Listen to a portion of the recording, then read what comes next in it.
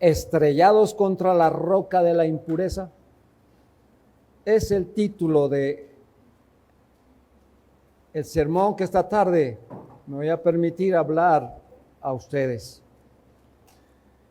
Estrellados contra la roca de la impureza es una pregunta que pues vamos respondiendo en el camino, si afirmativamente o negativamente. Entramos hoy a mirar el mandamiento ubicado en Éxodo 20:14, no cometerás adulterio. Siempre, hermanos, hemos estado muy atentos recibiendo las enseñanzas de la ley del Señor, tratando de que no quede nada allá oculto. Sin embargo, muchas cosas en cada mandamiento han quedado por decir, pero dentro de lo que se ha dicho, ojalá nosotros, hermanos, no seamos deudores de esto que el Señor nos ha compartido. Nosotros, hermanos, debemos seguir notando y debemos seguir teniendo en cuenta todas las órdenes del Señor, tanto lo que debemos como no debemos hacer en cada uno de ellos, porque esto Dios nos lo ha enseñado y es lo que nosotros debemos tener en cuenta y vivir con esto. Hasta aquí el Señor nos ha permitido ver 6 de sus mandamientos. Acabamos de leer algunos textos de Éxodo 20 y la ley que hemos visto hasta aquí, me voy a permitir repasársela rápido desde el mandamiento 1, no sé cuánto me va a demorar en repasarles todo. Pero la idea, hermanos, es que usted observe allá en su Biblia, allá. El primer mandamiento lo encontramos en el versículo 3. No tendrás dioses ajenos delante de mí. En el versículo 4, el segundo mandamiento, no te harás imagen ni ninguna semejanza de lo que esté arriba en el cielo, ni abajo en la tierra. Tercer mandamiento, no tomarás el nombre de Jehová tu Dios en vano. Está en el versículo 7. Versículo 8, el cuarto mandamiento, acuérdate del día de reposo para santificarlo. Mandamiento número 5, versículo 12, honra a tu padre y a tu madre. Mandamiento número 6, versículo 13, no matarás. Iniciamos en esta oportunidad el tema sobre el séptimo mandamiento de esta santa ley que está en Éxodo 20:14. No cometerás adulterio. Esta palabra que nosotros acabamos de mirar aquí tiene varios elementos que vamos a tener en cuenta, basados en la ordenanza de guardar el matrimonio. Vamos a hacer hoy una introducción al mandamiento. Vamos a mirar, en segundo lugar, el rechazo de Dios ante las prácticas impuras y, en tercer lugar, las razones por las que fue puesto este mandamiento a nuestro favor. Así que vayamos a la introducción al mandamiento. Es necesario, hermanos, que hagamos un repaso desde la creación del hombre. Cuando Dios creó al hombre, y eso lo sabemos ya porque hemos sido enseñados de cómo fue la creación del hombre, creado en pureza, en inocencia, creado al servicio a Dios, en una comunión perfecta con Dios. De tal manera que Dios, con un hombre así, le delegó muchas funciones que éste debería cumplir. y dentro de las funciones le dio poder sobre las criaturas, sojuzgar la creación. Y Adán entró en el cumplimiento de esas tareas sin ningún problema. Nosotros lo notamos en la Escritura, que este hombre, puesto en el Edén para guardarlo, para cultivarlo, pero también con tareas como ponerle el nombre a los animales y demás, este hombre hizo esta tarea. Este hombre demostraba entonces que él entendía todas las cosas que Dios le estaba diciendo y de las que él tenía que responder sin ningún problema. Atento a la voz de Dios sin ningún problema. Pero aunque era Señor de las criaturas, este hombre estaba solo y Dios dijo, es necesario hacerle una ayuda idónea a este hombre.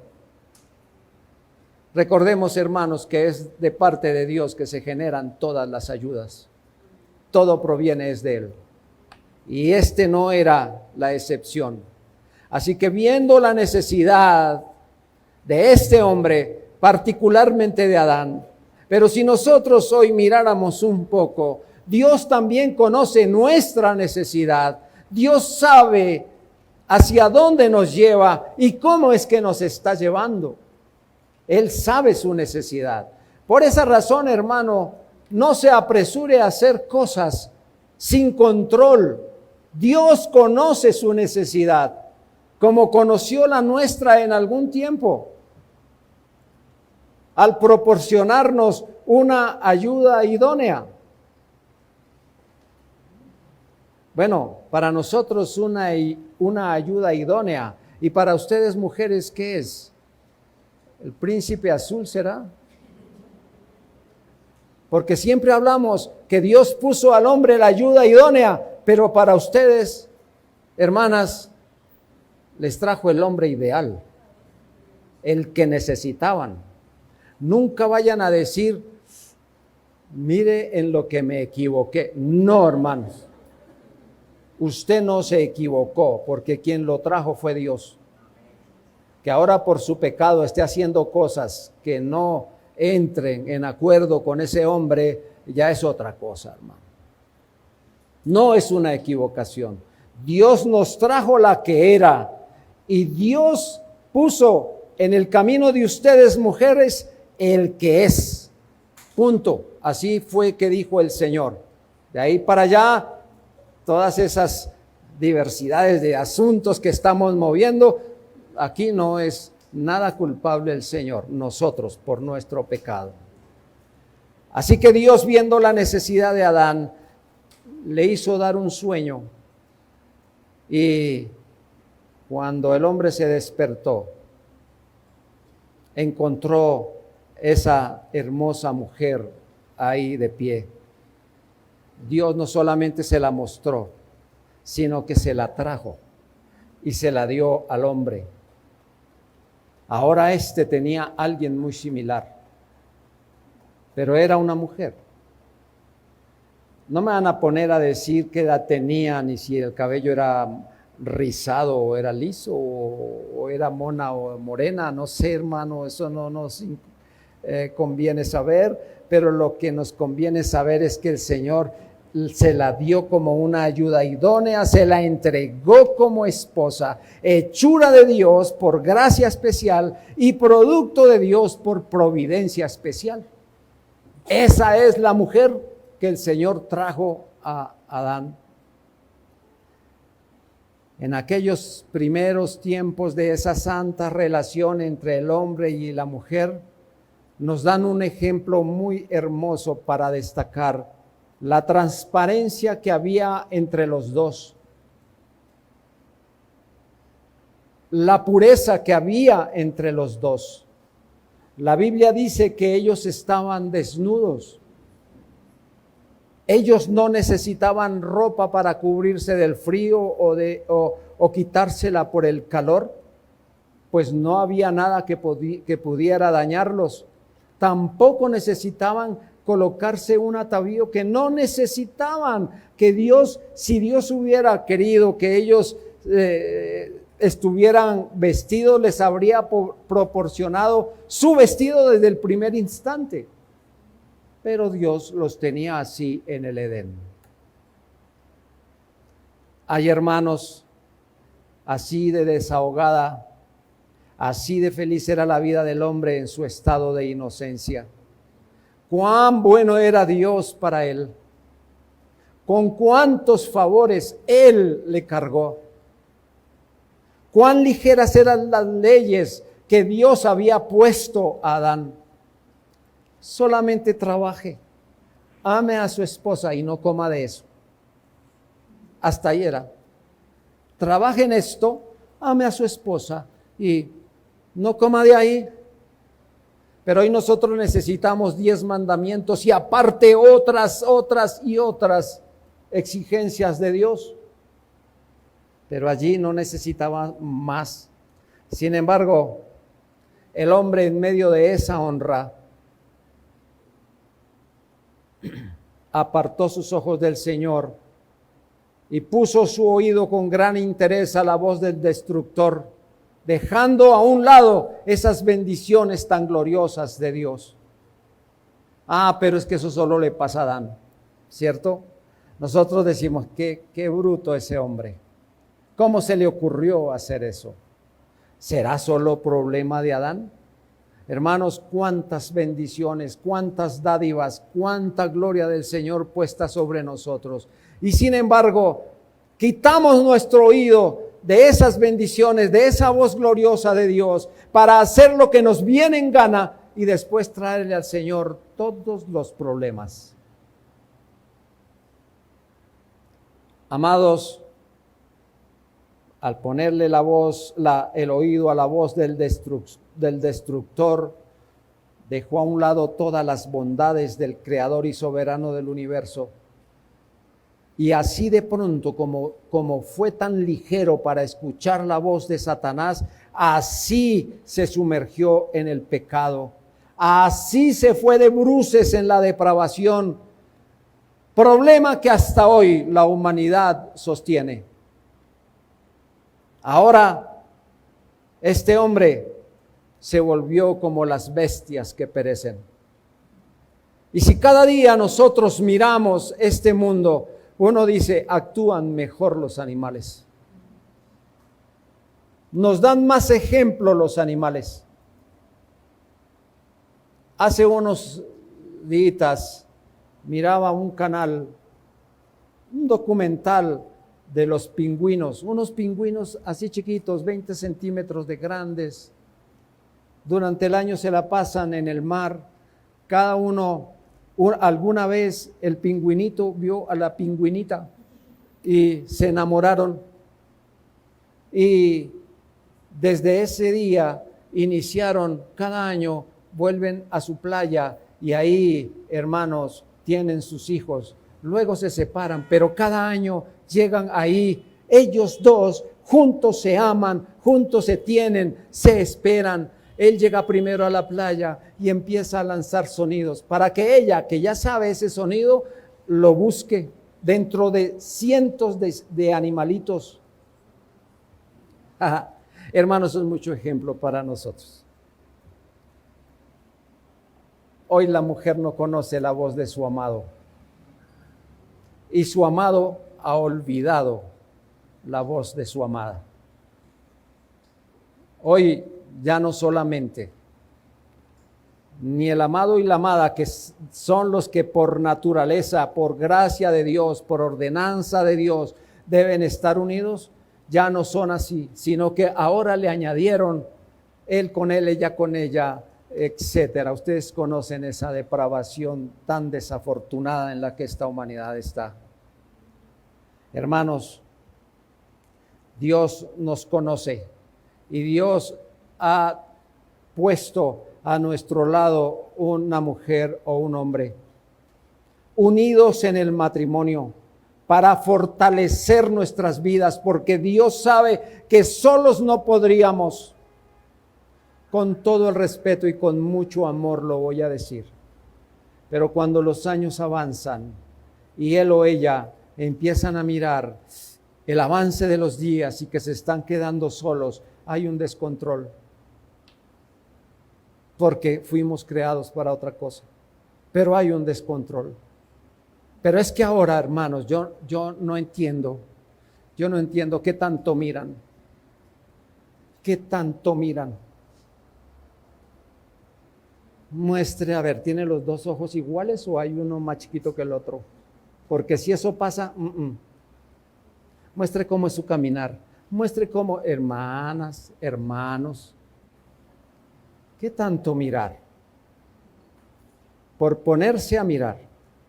Eso me pasó algún día. Por ponerme a mirar por lugares donde no debo mirar, 2 veces se me pasó el bus que me servía. No sé si a usted se le pasó el tren que le servía por ponerse a mirar. Han puesto la vara tan alta, exigiendo para sus vidas algo que es una hipótesis. Que, hermanos, mire, cuando aconsejo a alguien, cuando se van a casar, lo primero que les digo es, entre más expectativas tenga, más fracasos va a tener. Mire, hermanos, si es bueno, tener algún ideal, pero es que no nos debemos regir por lo que hay aquí. Nos debemos regir por lo que Dios da, por lo que Dios va a otorgar, porque Dios nunca nos dará nada para nuestra tristeza. Hermanos y hermanas, dejen de escoger tanto. Ahora, si usted mira para el lado, dice, pero ¿qué? Ahí está. Solo que sea humilde para mirar. Y no desee tanto, hermano, porque va a quedarse ahí. Dios sabe cómo proporciona la ayuda para nosotros. Ustedes me dirán, pues que usted ya se casó, ¿ya qué? Gracias a Dios, pero no mire tanto. Más bien obedecimos a lo que Dios dijo.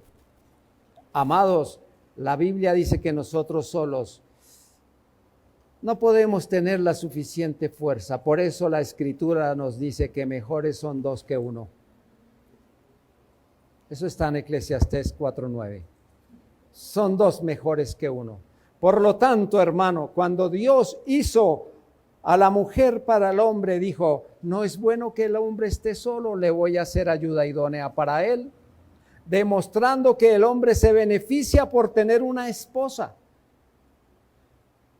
Y viceversa, una mujer se beneficia teniendo un esposo. Ese es el equilibrio en la ley del Señor. Que no sea siempre así en la realidad, puede atribuirse, como les estoy diciendo, a que no se obedecen los preceptos divinos.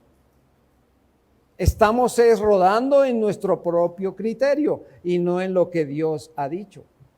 Quizá, hermano, esta sea una afirmación muy trillada, pero que no debemos restarle importancia porque se ha dicho muchas veces que con excepción de la conversión personal, el matrimonio es el evento más trascendental de todos los eventos terrenales en la vida del hombre y la mujer. Ahí está. Porque el matrimonio, hermanos, como la salvación, nos lleva hasta la eternidad. Aquí se acabará la relación con la esposa y el esposo cuando nos muramos, pero que llegamos hasta ahí. Y allá en el cielo, pues no sé cómo nos iremos a ver. Yo no sé si yo le voy a decir allá arriba, mi muy señora Nubia, o hermana, no sé cómo le diré, pero que fuimos hasta allá, ojalá el Señor nos permita llegar hasta allá. Ya hemos hecho un curso largo, pero no sé cuánto resta, pero ojalá lleguemos hasta allá. Hay otros que apenas están comenzando. No se vaya a comparar con la edad de nuestro matrimonio, porque si yo me comparo con la de mi suegro, uy, hermano, todavía me falta mucho. Pero nosotros vivamos en las manos de Dios, que es quien nos dio esa unión, que es quien nos dio esa bendición de tener el matrimonio, y hay que conservarlo de una manera bien especial. Hay una necesidad enorme. No sé, pero nosotros, hermanos, tenemos que ponernos en manos del Señor. Para eso el Señor nos dio la oración. Para eso el Señor nos dio esa comunión con Él. Para eso el Señor nos ha permitido que sea Él el que disponga todas las cosas. Que sea Él el que nos diga a dónde está nuestro amado. Él lo traerá en oración, hermano. Hay que hacer esto, porque si lo buscamos por nuestros propios medios, o no lo encontramos, o encontramos el que no era. Entramos en una desobediencia ahí, y entonces en vez de endulzar nuestra vida con esa relación, desde ahí para adelante la copa de la amargura será el brindis de cada día. Si así nomás, en la voluntad del Señor, haciendo las cosas bajo la voluntad del Señor, a veces tenemos que beber la copa amarga, ¿qué diremos fuera de Él? Hermanos, hay circunstancias a las que no debemos llegar por la desobediencia, pero hay otras a las que el Señor nos llevará bajo su divina mano, que cuando el Señor nos lleve ahí, entenderemos que todo esto es propósito de Dios, y que hay asuntos en los que nosotros tenemos que ser cada día mejores, más capacitados. ¿Y quién nos va a ayudar? Ella y Él. Ella y Él se van a ayudar. Es mejor dos que uno. Hermanos, aquí nosotros tenemos que saber que el matrimonio hecho por las manos del Señor son las bendiciones que tenemos del cielo. Un compromiso de supremo valor. Entonces es necesario que nos sometamos absolutamente a la palabra de Dios y a Él, bajo su gobierno, bajo su autoridad. Ahora, muchísimo mejor es permanecer solteros hasta el fin de nuestros días que contraer matrimonio sin la bendición de Dios. Es mejor que eso pase. En los anales de la historia y la observación dan fe de esta afirmación. Nosotros nos hemos dado cuenta de asuntos como esos. Mire, a veces viene el chico y le dice a uno, mire, esta ya me la conseguí, y entonces esta como que es la futura, y entonces no sé, uno mira y de una el Señor como que avisa que eso no es conveniente. Esto no es conveniente. Y entonces uno dice, vamos a orar para que esto, pues el Señor nos dé la tranquilidad de esto. Y orar con sabiduría, padres. No es irse contra su hijo, no, esto no le conviene, quítela de aquí, sáquela, no me gusta. Es que a usted no le debe gustar, a papá, ni a usted, mamá. Pero para que esto sea en los caminos del Señor, oraremos por esa mujer, oraremos por esa relación. Lo que es de Dios permanece, lo que no, se acaba. Pero es mucho mejor, hermanos, que nosotros hagamos las cosas según el orden de Dios para preservar esa ordenanza del Señor, la ordenanza del matrimonio. La tenemos aquí, hermano, y gracias al Señor por las luces que Dios nos ha dado a través de cada matrimonio, de cómo se han sostenido, de cómo se aman, de cómo se pelean pero se reconcilian, de todo esto, porque todo eso viene ahí implícito. Pero no por esas cosas vamos a ir a cometer un problema e irnos en contra del mandamiento que está aquí. El Señor dijo, no cometerás adulterio. ¿Qué pasa con la sociedad hoy? La sociedad hoy hace mucho mercado del mundo para decir que una relación sirve o no sirve de acuerdo a cómo le esté yendo. Y si está comparándose con matrimonios que realmente no valen la pena, hermano, usted mira el suyo y dice, este tampoco. Entonces va a entrar en una desobediencia absoluta a la ley del Señor. Por eso, en segundo lugar, miremos el rechazo de Dios ante toda impureza. Dios es un espíritu puro y santo y siente un rechazo infinito a toda forma de impureza. Este mandamiento introduce su amonestación contra esas cosas, hermano, que están aquí. No cometerás adulterio. La síntesis de este mandamiento es la protección de la pureza física. Bueno, estamos hablando de la pureza física.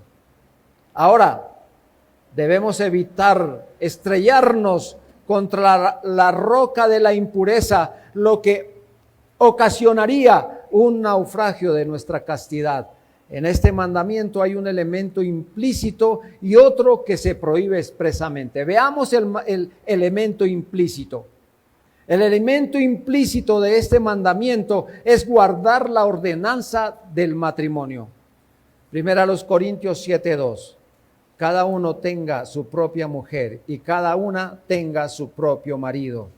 Y en la carta a los Hebreos, capítulo 13, versículo 4, dice, honroso sea en todos el matrimonio y el lecho sin mancilla. Dios instituyó el matrimonio en el paraíso, entregó la mujer al hombre, eso dice en Génesis 2:22, los dio mutuamente en matrimonio. Y como muestra de ello, el mismo Señor Jesucristo, cuando estuvo aquí, honró un matrimonio con su presencia. ¿Recuerdan ustedes en Juan 2:2? Lo invitaron a las bodas de Caná y allí el Señor hizo un milagro. El matrimonio, hermanos, es un símbolo y un reflejo de la unión mística entre Cristo y la iglesia. Efesios 5:32 dice, grande es este misterio, mas yo digo esto respecto de Cristo y de la iglesia. Hermanos, en el matrimonio hay deberes y hechos específicos. Hay deberes y hechos específicos. Aquí hay uno de ellos. El deber general del marido. ¿Cuál es el deber general del marido? Hermano, es gobernar. Efesios 5:23 dice, porque el marido es cabeza de la mujer, así como Cristo es cabeza de la iglesia. La cabeza es el trono del gobierno y el juicio, pero debe gobernar con prudencia. Es la cabeza, por lo que no debe gobernar sin razón. Es la cabeza de donde van a salir todas las ideas, donde van a salir las órdenes, de donde van a salir las cosas que se deben hacer. Hermano, el deber general de la esposa, por su parte, el deber general de su esposa, por su parte, es la sumisión. La Biblia nos dice eso en Efesios 5:22.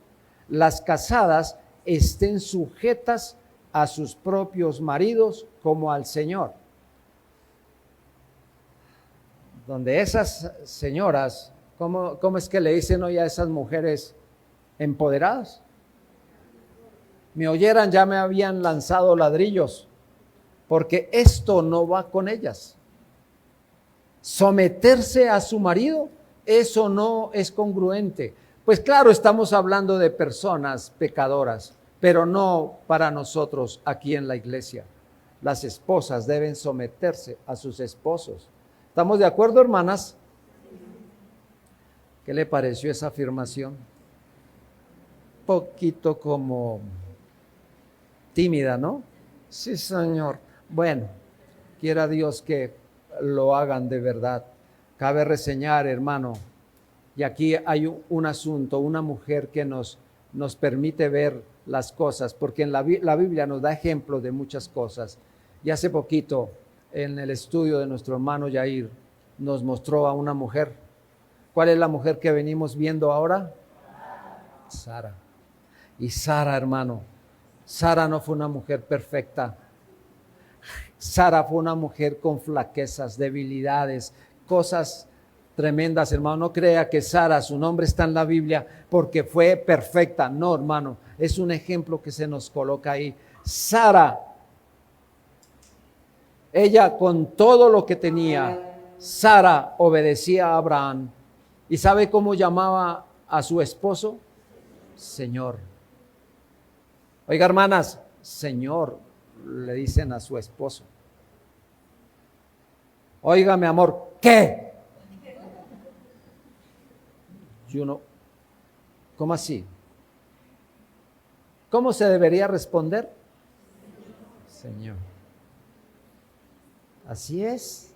Ese es el derecho, hermano. Eso es lo que la Biblia nos dice. Señor, no qué, o para qué me quiere, o no moleste. Ay, ¿dónde está eso escrito en la Biblia? La mujer debe responder a su esposo, ¿qué quiere? ¿Para qué me busca? ¿Sí? ¿Dice ahí? Hermano, no.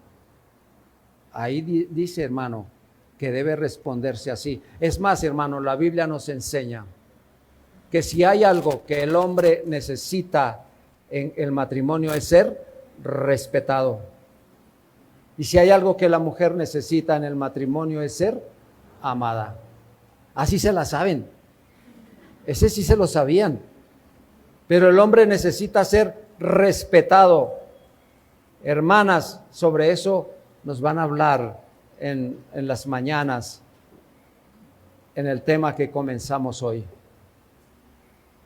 Hermoso es cuando tengamos un matrimonio dirigido por la palabra del Señor, entendido en esas materias. Hermano, los deberes específicos del matrimonio son el amor y la fidelidad. Y les voy a decir algo, hermano, el amor es el matrimonio de los sentimientos. Así que amémonos. Efesios 5:25 dice, maridos, amad a vuestras mujeres, así como Cristo amó a la iglesia y se entregó a sí mismo por ellas. Hay, por así decirlo, un solo corazón en dos cuerpos. El amor suaviza el yugo y lo facilita, perfuma la relación matrimonial. Y sin el amor no hay armonía, sino disensiones constantes. Hermanos, cuando hay disensiones constantes, podríamos decir hay dos venenos en el mismo estómago. El uno siempre está harto del otro. En el matrimonio hay una promesa mutua de una vida conjunta en fidelidad, en consonancia con la santa ordenanza de Dios. En el matrimonio la esposa debe vivir en castidad y sinceridad para su marido y viceversa. Debemos conservarnos juntos así. Ahora,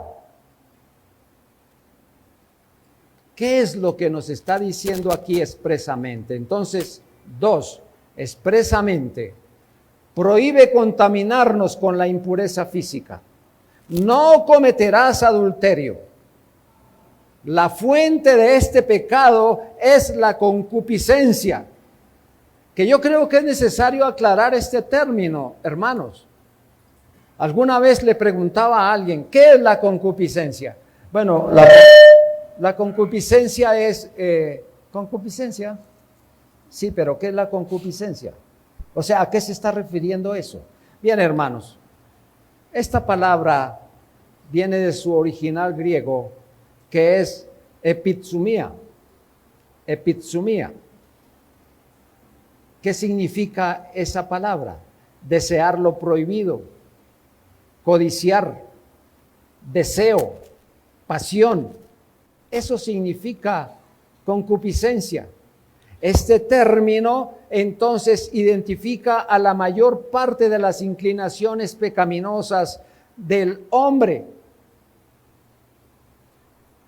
Ese pecador se caracteriza por su naturaleza pecadora y le conduce a llevar actos en contra de la ley del Señor. Desde la caída, el amor santo se degeneró en concupiscencia. Esa es la fiebre del alma. Esta impureza física se puede representar en dos asuntos.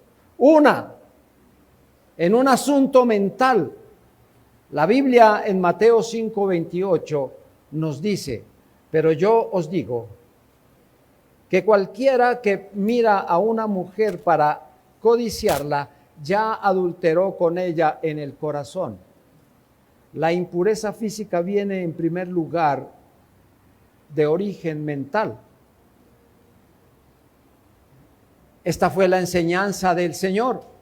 Ahora, nosotros podríamos afirmar que este es el primer paso para caer en la impureza física. Tal como una persona puede morir de una hemorragia interna, también puede ser condenada por la efervescencia interior de la concupiscencia si ésta no se mortifica. En segundo lugar, por la parte física. Es cuando el pecado se manifiesta en forma de acto. Esto se prohíbe expresamente en la orden: no cometerás adulterio. Aquí quiero hacer un paréntesis, hermanos, un paréntesis. Voy a hablar con los papás. Quizá voy a usar unos términos acá, que yo no me voy a poner a explicarlos, porque eso le compete a usted hacerlo allá en casa. ¿Estamos de acuerdo, papás? Eso lo va a explicar usted allá. Porque aquí el chico va a oír eso, o la chica va a oír eso, y ajá, ¿eso con qué se come? ¿Cómo es eso? Y entonces, hermano, permítame dejarles una tarea que usted va a responder por ella. No cometerás adulterio.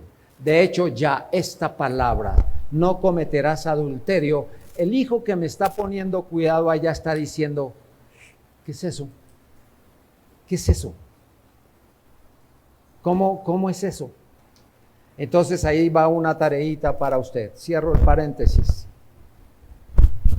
Este mandamiento, hermano, se levanta como una valla que nos protege del desastre. Esta valla permite que la impureza quede afuera, pero siempre habrá una serpiente que la muerda y que la rompa. Job califica el adulterio de maldad e iniquidad. Eso está en Job 31:11. Pero ahora, hermanos, no todo error es un delito, ni todo delito es una iniquidad. Pero el adulterio, dijo Job, es maldad e iniquidad. Nuestro Dios lo califica de maldad y así lo expresa en Jeremías 29:23. El Señor dice: porque hicieron maldad en Israel y cometieron adulterio con las mujeres de sus prójimos.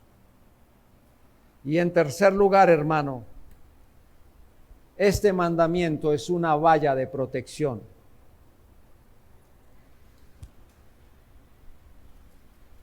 Una vez más debo resaltar la frase de este mandamiento: no cometerás adulterio.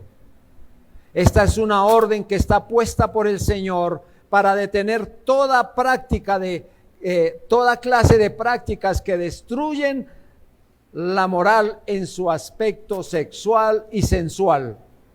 Ahí está la tarea, hermano, en su aspecto sexual y sensual. Es una prohibición absoluta de la parte física de los pecados sexuales en todas sus formas. Sin lugar a dudas, es la manera como los individuos se vinculan en sentido literal con estos. Eso lo estamos viendo allá, hermano. Eso estamos observando ahí, la calidad de habitantes de esta tierra. El Señor dijo, esto parece Sodoma y Gomorra, ¿no? Sodoma y Gomorra fueron destruidos por esto, por el Señor. Pero esto, yo creo que si no estamos igual, estamos un tanto peor. Porque si allá en Sodoma y Gomorra escaseó la palabra del Señor, aquí no. Aquí se oye el evangelio por todas partes. Hermanos, pero estamos en unas prácticas terribles, hermanos. Dios pronuncia un juicio divino contra toda práctica de excitación e indulgencia sexual y sensual incorrectas, junto con aquellos materiales y prácticas de la pornografía y lenguaje obsceno, que es lo que nosotros vemos. Mire, hermano, hoy aquí usted no puede decir una palabra porque ya hay doble sentido en eso. No puede decir nada. Y si usted no dice también, o sea, ¿qué este mundo hace? Pues lo que saben, pecar. Este mandamiento, hermano, está condenando toda conducta depravada, disoluta y libertina, al igual que condena toda práctica de homosexualismo en todas sus diversidades, en todo lo que nosotros vemos ahí. Yo a ratos me sorprendo cuando oigo, yo soy de antaño, puedo decir, pero cuando comenzaron a decirme sobre las letricas esas que acompañan a esas diversidades, entiendo que le siguieron agregando más cosas. LGTBIXYZ o algo así. Hermano, eso tiene un montón de cosas que uno dice, no entiendo. Pero ellos entienden su pecado, la práctica de su pecado, y viven en su pecado, cosa que Dios va a tener justo juicio sobre ellos. Hermanos, pero con todo y eso, hermanos, este mandamiento también está condenando a todos aquellos productores de material pornográfico, aquellos que sacan revistas de ese talante, que incitan a la aventura sensual, destruyendo la moral y la verdadera felicidad de millones de jóvenes. Esta mañana el pastor decía que no vayan a ver las telenovelas japonesas, hermanos, porque miren, esos que producen esas telenovelas hacen que la promiscuidad y la impureza juvenil parezca atractiva. Es lo que deben hacer. Lo que nuestros jóvenes deben hacer es exactamente eso. ¿A dónde ven ustedes una telenovela de esas que enseñan que el matrimonio es para toda la vida? No, porque mientras está Roberta casada con Juan Felipe, entonces se aparece Flor de las Natas para dañar el asunto. Hermanos, y se deleitan en ver, uy, ojalá sí, porque es que esa otra es mala y esta es buena. Y, ay, hermanos, no solamente dañan a nuestros jóvenes, sino la cabeza de ustedes también, hermanas y hermanos, quienes se sitúan frente a esas novelas. Y ahora hay unas que duran como 50 años y medio, ¿no? Eso siguen y ahí viven pegados de eso. Hermanos, estas personas se enfrentarán a Dios en el día final de sus vidas. ¿Cómo ocurrirá? Y sin arrepentirse, hermanos, serán condenados, porque no serán perdonados sus pecados. Aquellos, hermano, para aquellos, su juicio será decisivo y terrible. Pero pasa igualmente con estas autoridades públicas que hoy tenemos. Hermanos, esos ministros de nuestro gobierno. ¿Qué decir de lo que acabamos de salir? De lo que acabamos de salir. Bueno, pero no sabemos qué acabó de entrar. En nuestro gobierno anterior teníamos el mandatario o le mandatarie, ¿cómo se llama?, de nuestra ciudad. Y había que ver, hermanos, cuando se paraba frente a uno, a ese bonito monumento, el Palacio Líbano, pero cuando uno iba a entrar por esas escaleras, todas pintadas de colores.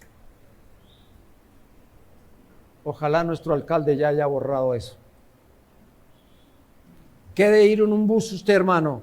Y en esas pantallas que ahora tienen en los buses, haciendo apología a los pecados más desafortunados, porque es el día de la proclamación o no sé qué dicen ahí. Hermanos, todos estos que se encargan de hacer, de patrocinar, de esos maestros en sus escuelas que implementan esas enseñanzas, que prefieren un salario a una ética profesional. Yo no sé si es que solamente maestros hay trabajo en este mundo y que pueden entregar su moral para enseñarle a los niños una tandada de cosas que son pecaminosas. Respeto a nuestros maestros que hay aquí, pero hemos visto otros que por 10 pesos venden su conciencia y se dedican a enseñar asuntos como esos. Hermano, qué fácil es decir no, y si por decir no, no debo trabajar aquí, pues no. Pero esa debería ser el derecho. Pero lo tenemos aquí, hermano. Así que algunos creen que tienen indulgencia para proveer en sus aulas y lugares de trabajo todos esos materiales que no hacen sino dañar y traer conductas aberrantes. Hermanos, porque no solamente ellos cometen estos pecados, sino que patrocinan el pecado a otros. Personajes como estos están bajo la condenación de este mandamiento y, como dijimos, sin arrepentimiento y perdón de sus pecados, igual recibirán una justa condenación de su extravío. Rechazar los mandamientos de Dios, sustituyéndolos por arrogantes conductas corruptas y enseñarles tales cosas a otros, implica no solamente dañar a nuestros jóvenes, a la sociedad, sino desafiar al Señor y por supuesto caer bajo su ira y su castigo eterno. La forma en que la Biblia utiliza el término adulterio muestra que dicho concepto abarca dos aspectos: la impureza y la infidelidad. Muchos cristianos no son conscientes de que el adulterio es el más grande y peor pecado de la familia de pecados, que incluye otras formas de infidelidad, como la traición, la deslealtad o cualquier unión o relación especial con la que tenemos un deber bíblico de fidelidad. Hermanos, especialmente nuestra relación con Dios, nuestra relación con el Señor. Con todo esto, hermano, más adelante nos enfocaremos sobre la infidelidad marital y su prevención, como también la infidelidad a nuestra congregación o amigos, y también la infidelidad espiritual, lo que hacemos con el Señor.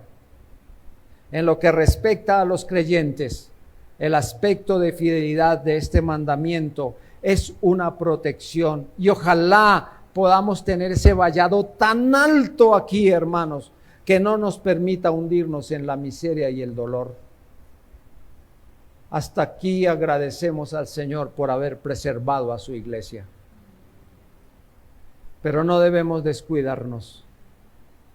El que crea estar fuerte, hermanos, no le demos lugar al diablo. Cualquier cosa que se haga puede ser para el dolor. Hermano, no desperdiciemos las benditas oportunidades que el Señor nos ha dado, ese bien espiritual que nos da. No hagamos como Adán, pisoteemos todo lo que Él le dio. Amados, no sea que por ello perdamos esas amistades vitales y que nos dejemos tentar de abandonar este lugar, de abandonar la iglesia en donde Dios nos quiere que estemos o donde Dios nos ha puesto. Y de eso ya hemos visto. Han salido de aquí por pecados como estos. Así que es sumamente importante que le demos solidez a esta regla positiva en nuestras vidas.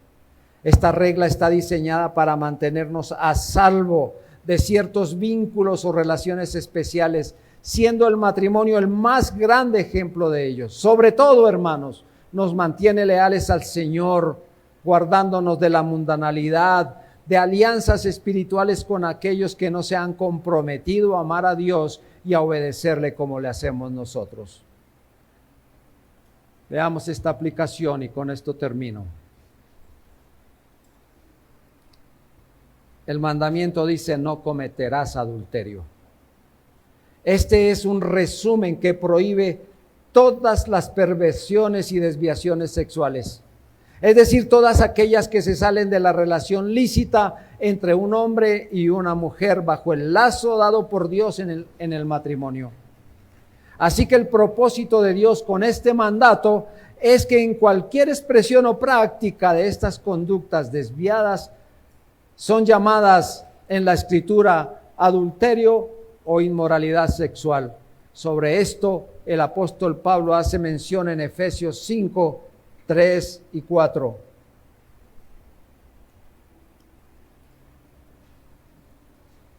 Efesios 5, versículos 3 y 4. Permítanme, hermanos, es que me dio por revisar la Nueva Versión Internacional y me dije, se la voy a llevar a mis hermanos para que veamos lo que dice allí. Sin embargo, usted tiene la Reina Valera ahí. Efesios 5, versículos 3 y 4. La Nueva Versión Internacional 1999 dice: entre ustedes ni siquiera debe mencionarse la inmoralidad sexual, ni ninguna clase de impureza o de avaricia, porque eso no es propio del pueblo santo de Dios. Tampoco debe haber palabras indecentes, conversaciones necias, ni chistes groseros, todo lo cual está fuera de lugar. Haya más bien acción de gracias. Me gustó la manera como decía o como se refiere a esto esa versión bíblica. Todo eso está en total contraste de lo indicado por el Señor, que con verdadero amor que Él nos ha derramado para nosotros, no busca sino nuestro propio bien.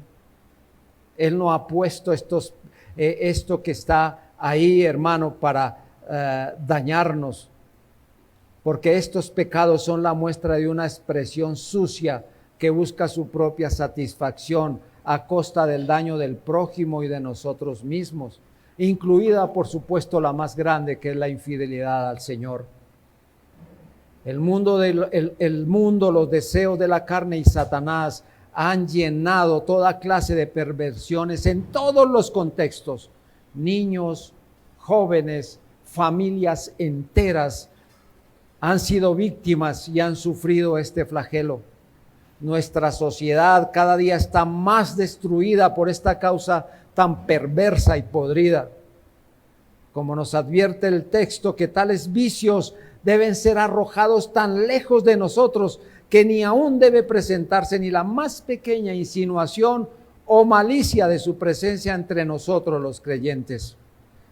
Acudamos más bien a refugiarnos en Cristo, en su palabra santa.